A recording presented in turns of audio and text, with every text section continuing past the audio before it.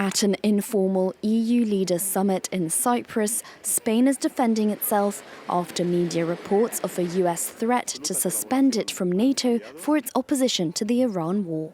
Well, our reaction is that Spain is a reliable partner within NATO, so therefore, no worries at all. Since the start of the US-Israeli war against Iran, Spain has repeatedly condemned the US operation, refusing to allow the US Air Force to use its jointly operated bases in Andalusia to attack Iran in March. US President Donald Trump has criticized NATO allies for refusing to join the war against Iran. According to an anonymous US official speaking to Reuters, the Pentagon drafted a list of possible sanctions to punish NATO states who failed to support the war effort. They include suspending so-called difficult members, a procedure never mentioned in NATO's founding treaty. In a statement, Pentagon Press Secretary Kingsley Wilson addressed the report.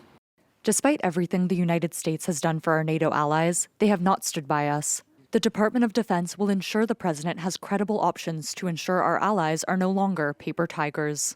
Also in Washington's crosshairs is the United Kingdom. The leaked memo looks at withdrawal of US support for British sovereignty of the Falkland Islands, over which the UK and Argentina went to war in 1982. A suggestion welcomed by Argentina's Javier Milei. His country has long claimed the British overseas territory, located just 480 kilometers off its coast.